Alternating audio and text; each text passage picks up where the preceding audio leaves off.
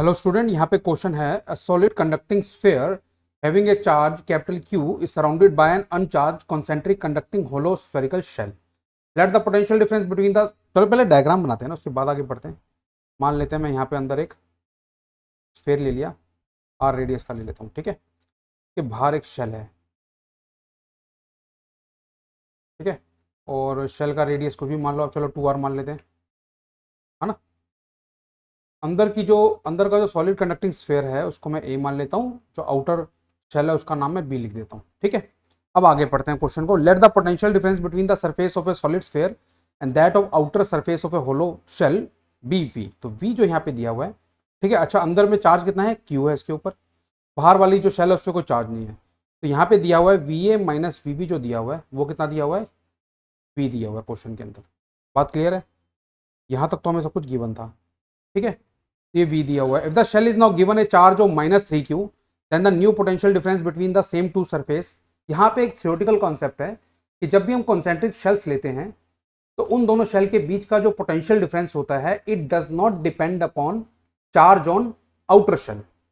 Outer shell पे आप कितना भी चार्ज दे दो, जैसे क्वेश्चन में कितना बोला है, -3q चार्ज दे दिया, अगर ये -5q भी दे दिया जाए, +5q दे दिया जाए, कुछ भी किया जाए, V A minus V B की वैल्यू जो है वो वी ही आने वाली है। तो इसको हम सॉल्व करके भी चेक कर सकते हैं, ठीक है। तो ये पहला केस है, ये भी पहला केस है। ए जो अंदर वाला स्फीयर है, ए और बी बोलूंगा। बी क्या है, बी का मतलब आउटर शेल, ए का मतलब इनर स्फीयर। तो यहाँ पे जो वी ए की वैल्यू होगी वो क्या होगी, अपने चार्ज के कारण कितनी होगी, K Q upon R, plus B shell के कारण यानी बी के कारण जो ए पे पोटेंशियल होगी वो 0 होगी, क्योंकि बी पे कोई चार्ज है नहीं। वी बी कितना होगा, अपने चार्ज के कारण जो शेल है उसका कोई पोटेंशियल होगा नहीं क्योंकि चार्ज ही नहीं है, प्लस ए पे जो चार्ज है उसके कारण कितनी पोटेंशियल होगी, के क्यू अपॉन 2r। तो V A minus V B कितना आ जाएगा, ये आ जाएगा K Q upon R minus K Q upon 2r, ठीक है। K Q upon R minus K Q upon 2r, तो कितना बच जाएगा, के इंटू क्यू अपॉन 2r। ये आपकी वी की वैल्यू आई है। ये बात क्लियर है?